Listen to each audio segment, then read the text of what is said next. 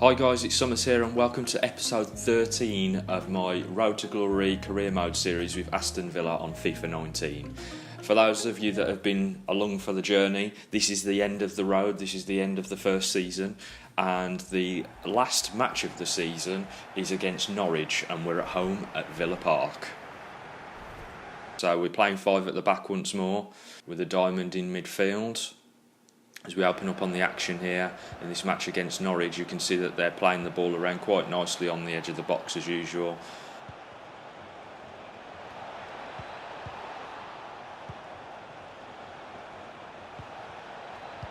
Struggling to get the ball away from the opposition, knocking it out wide, throwing it into the box. But it's a bit of a poor cross in the end and it doesn't actually... And we've given away a penalty. James Chester with a sliding tackle in the box and he's red carded to boot. Not happy with the situation, our captain there. Player's already taken the shot and Chester's just had a little bit of afters. It's just one of those tackles that you put on to put pressure on, and unfortunately he collided with the player and gave away the penalty. But he can't convert it. What a save by Moreira there. And we're off down the wing with El Ghazi. Shaparenko now on the ball. Knocks it inside to McCormack. McCormack knocks it onto El Ghazi and El Ghazi out to Tanazabi. Tanazabi knocks it inside. Oh my God, we nearly score with the... There's nearly a reaction there from the penalty. We nearly put one in straight away after conceding a penalty. How bonkers would that have been? Right, best shuffle up the line-up here with Chester now missing out of the centre-back position. So we're just initially going to swap him with Tanazabi and we'll lose that right-hand side. As we see another poor tackle coming in from Reece Oxford there. I'm going to shuffle this up again a little bit and move Chester.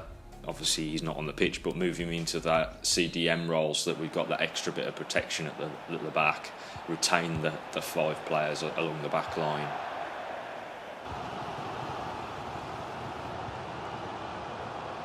Okay, we're on the ball here with McCormack, holding off the player very well, and he knocks it out to Rico Henry. Rico Henry knocks it inside to Dicko, and Dicko turns inside to Shaparenko, but nothing doing there.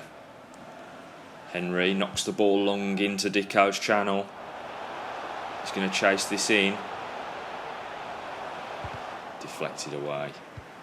But Shaparenko got a chance as well, but that got deflected behind for a corner.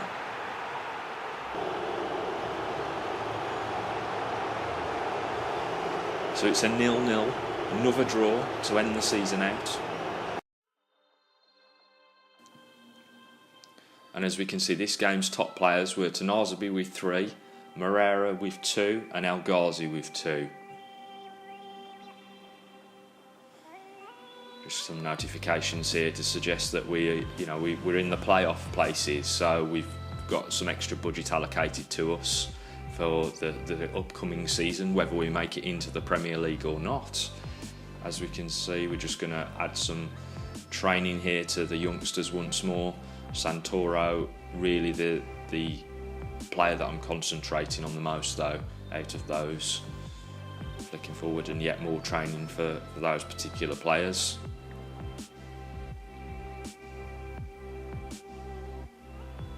Horn there going up to a 67 overall. More training again as we fast forward through to try to get to the playoff games. Making some alterations, or having a look at making some alterations to the lineup. So we're going to select Horn to take the keeper throws so that we can improve his overall. We're going to try and get Horn increased quite significantly over these next few training episodes, just so that we can add him to the roster for the first team.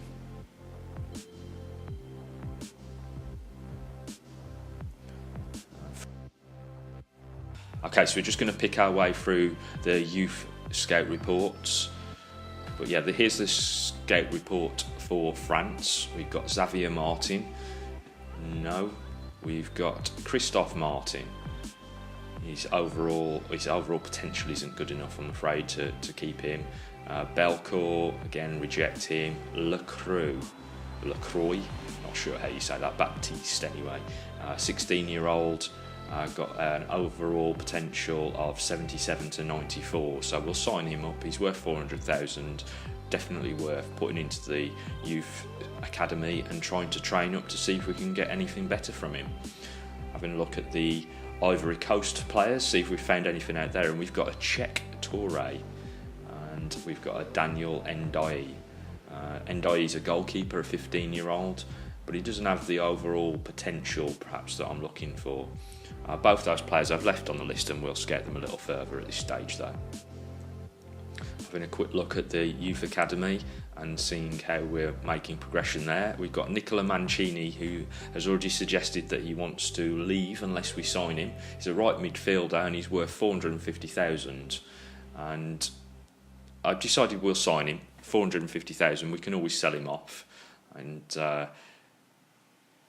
if he doesn't show any decent signs of potential in the future. He's got an overall of 61 to get going though, so not too bad. We'll stick him on the loan list and see what teams come in and make offers for him. I'm certainly not going to break into the first team anytime soon, but has the potential perhaps to be quite an interesting player. As we move out to the first game of the Championship playoffs, and we're at home against West Bromwich Albion. Gareth Barry there leading out West Brom.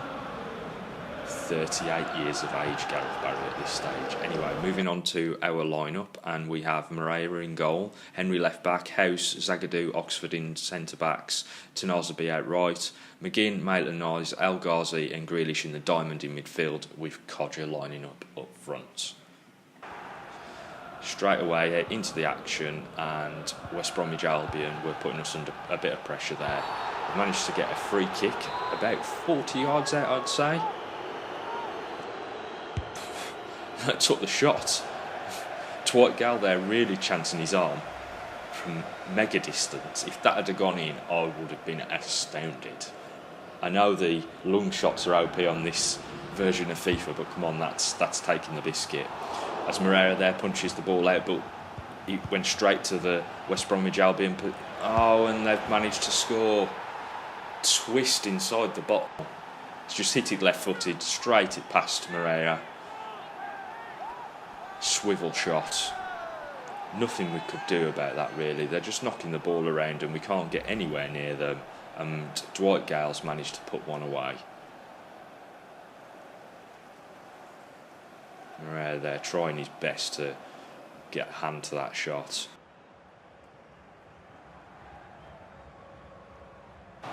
So we come towards the end of the half here and just knocking the ball around towards the edge of their box. McGinn's on it, and it was a decent effort, but he was falling backwards, couldn't get up the ultimate power on it. Lofting the ball out here to Tanazabi. He's managed to get it off the player and lobs it into the box, and McGinn, smallest player on the pitch, probably the worst player to be attacking that ball then. Right, McGinn here on the ball, knocking it out to Rico Henry on the left wing. He's going to knock it inside to McGinn. McGinn knocks it back again to Henry with the cross. Codger with the header from distance. We've seen him score that type of goal already this season, so it was worth the effort. Knocks the ball in there, and Tanazabi's on the overlap. There's nobody really showing at this stage, so he holds on to it and throws it in. And McGinn there with the header. Now it's El Ghazi even. Ghosting in towards the back post. McGinn was in the centre, but it was El Ghazi with the actual chance. Maitland-Niles here on the ball, knocks it inside to Smith-Rowe, who we've brought on. Smith-Rowe knocks it. Play breaks down. It was unlucky there from Smith-Rowe. And this first game of the playoffs, we've lost to West Bromwich Albion, unfortunately, at home. So now we really have to put the pressure on them when we visit the Hawthorns in the next game.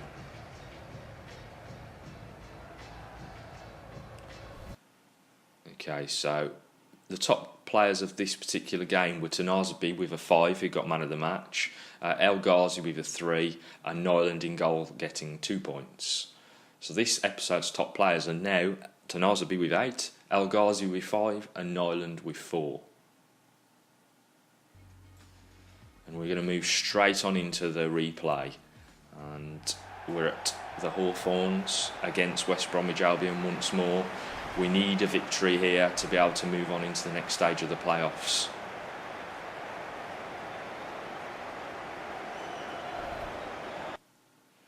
And we're playing 5-4-1 as usual, with a diamond in midfield. We've got Taylor, Zagadou, House, Chester and Bree in defence, Dozzell, Shaparenko, Patterson in midfield, with Tavernier playing as the cam and Dicko up front. Straight on into the action with Taylor throwing one into the box, and the keeper just manages to get out there and put his hand on it. Okay, Dozzell here knocking the ball out wide again to Taylor. He's knocking it inside to Dozzell. Dozzell holding on to the ball and knocking it to Shaparenko. Shaparenko out to Patterson, and he's waiting for the overlap from Bree. Bree throws it into the box, and Dozzell gets on the end of it, but the keeper, fantastic save there, spreads himself really well to get the shot away. Tavernier there showing a bit of strength, knocks the ball out to Dozzell, and Dozzell's knocked a great through ball through to Dicko. That was an amazing ball. Dicko's cut inside. Can he get the shot away? He can. It's a great goal by Nua Dicko, but what an awesome pass from Andre Dozzell in midfield to set him away.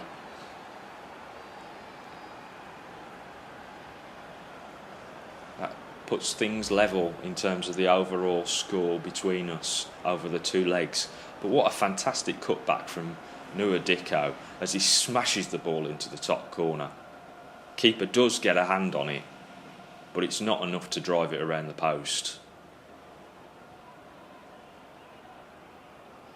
As the players jump around congratulating one another, and so they do deserve to do so, because it was a fantastic team goal there.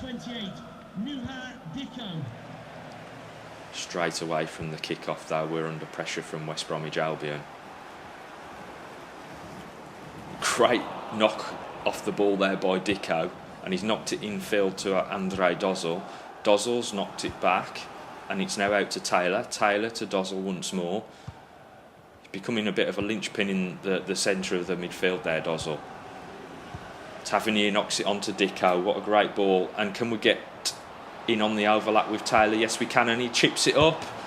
Oh, what another goal by Dicko. We've really sucker punched them there. Stole the ball away from them from the kick-off, and we've just knocked it around until the opportunity arose, and once again Nua Dicko was in place to get another goal. Plays a nice through ball there to Taylor and drifts away to the back post and slams it home with a volley. He's got West Bromwich players all around him, but he still manages to get in there and get that goal for us.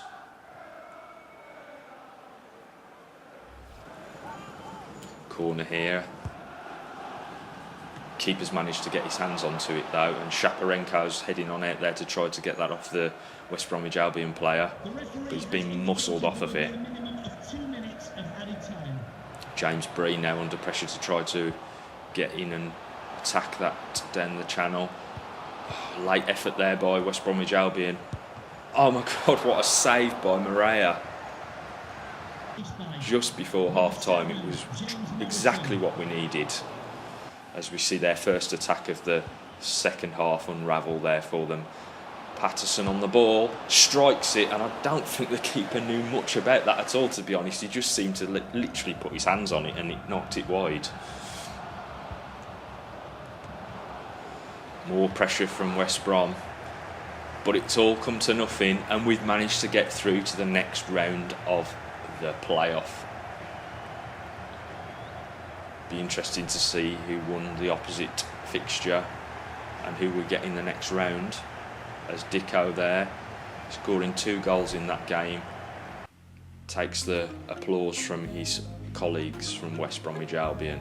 And in this game, obviously Dicko was top, Taylor with 4, Patterson with 3. A great performance all round. This episode's top players are Tanazabi, Dicko now with 7, Moreira with 5, Taylor with 4 and Patterson rounds out with 3. Move on to a bit of training with the youngsters as usual, and as we can see, Horn is progressing quite nicely, mid 68s, and Mancini grew to 62. Notification here that we've got a player returning from loan, which is Richie Delat, right back that can also play left back, and although he is quite old, we are going to renegotiate a contract here because I feel that not only can he add some squad depth in these last few games perhaps, but also he's worth about £1.5 million. So, you know, if we can negotiate a decent reduction in that wage and also perhaps sell him on in the future, we're going to make a profit here because he was a part of the squad effectively anyway. We've not had him to be able to be used. We might be able to just get a bit of use out of him here in these last few games and then sell him on for a bit of a profit. And it's Norwich City in the final of the Championship playoffs at Wembley Stadium. So last game of the season against Norwich was a 0-0. Wasn't a thriller at all, but we're hoping for a much better performance here against Norwich in the final. It's all on the line as we try to get into the Premier League.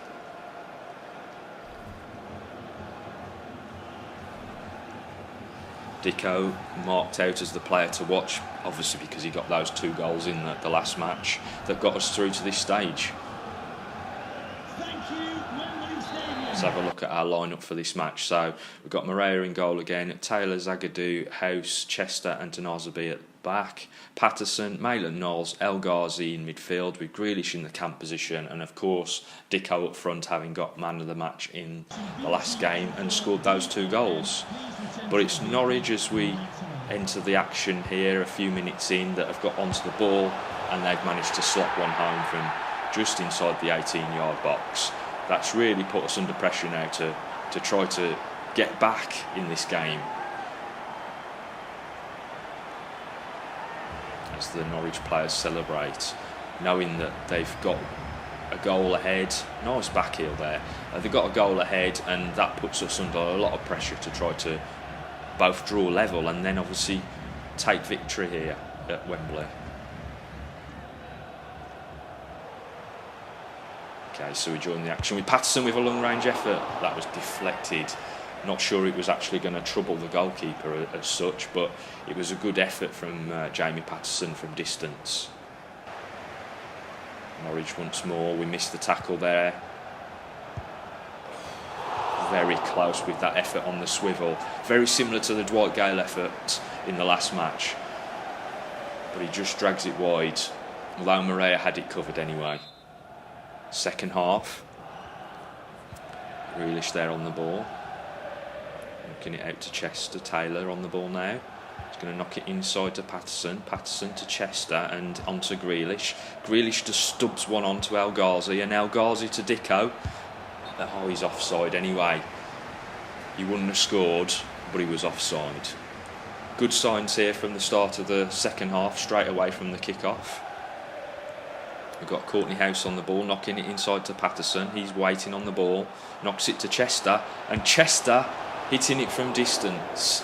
We've clearly changed the formation here in terms of the in-play way of changing formations, and that's pushed Chester forward. So I'm going to have to make a change to that because there's no way I want Chester getting forward. He's not the type of player we want taking long-range efforts. And in the meantime, let's make a change to some of our personnel to try to put some pressure on going into the latter stages of this game. We need to get a goal, basically. So we brought Smith Rowe on, who's immediately going to make some impact here down the left-hand side. He knocks it onto Dicko. Dicko inside to Dozzell, who's knocked it onto Grealish. Grealish back out to Smith Rowe. Smith Rowe. Oh, he smashed it into the top corner. What a great goal by the youngster. Did think about knocking it across the box at one stage, but the angle's just closed down, as we can see here from the replay. Grealish knocks it into Smith Rowe, and there's just nothing on, so the best that we can do there is just smash it at goal, and he knocks it top bins into the top of the net there. Fantastic goal from Smith Rowe. Nothing that Krul could do to stop that. But we finish up 1-1, which means we've got some extra time coming up. And it's another draw, obviously, against Norwich, who we've already drawn against in that last game of the season. Throwing it into the box, can't get on the end of it with El Ghazi, and it goes out for a throw-in. Norwich putting us under pressure here towards the end of the game, and we've just chopped him down.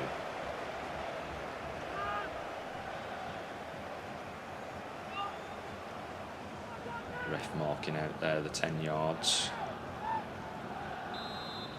We're going to go back to the goal line with one of the players. It's Jack Grealish. As we know, we tried to cover off that near post to stop anything coming through, but we've blocked it even before it got to that point.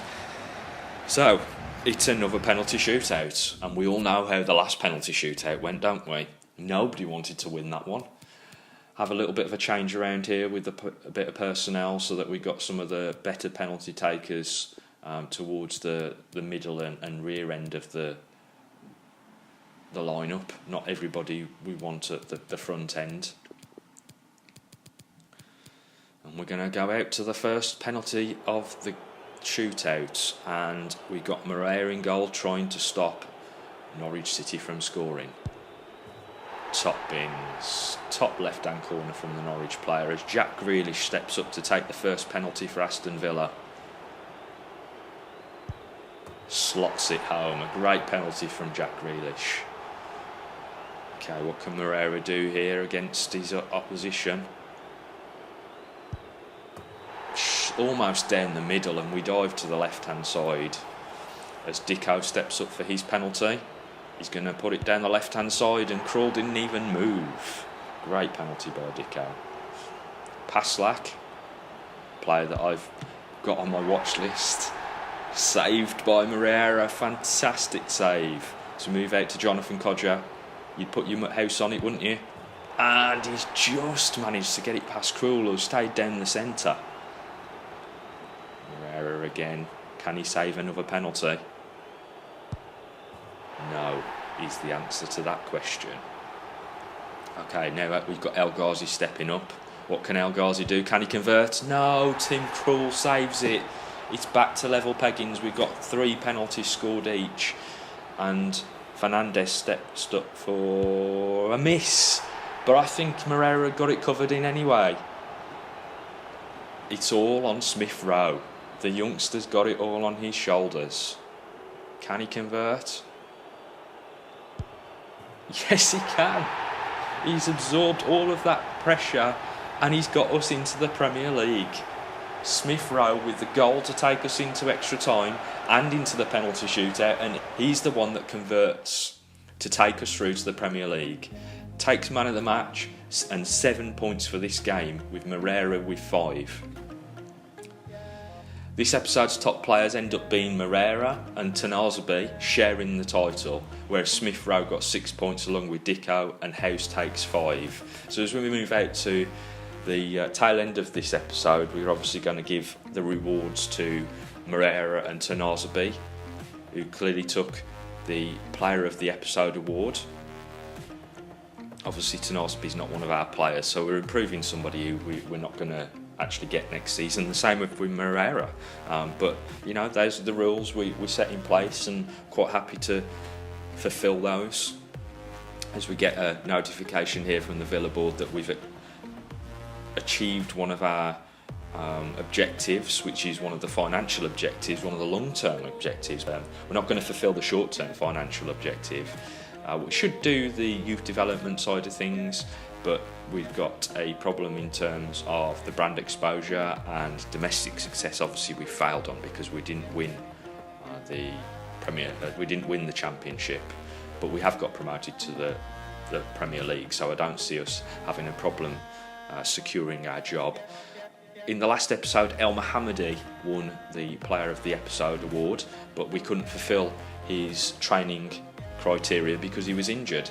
Having come back from injury, we're going to pop the training exercises onto El Mohammadi towards the end of this episode. Now, he's gone down 40% over the season, and obviously that's going to have not going to have much effect, that training episode, but I hope you enjoyed that episode. We are in the Premier League. If you did enjoy it, please hit the like button and subscribe for more FIFA 2019 content. I'll see you next season.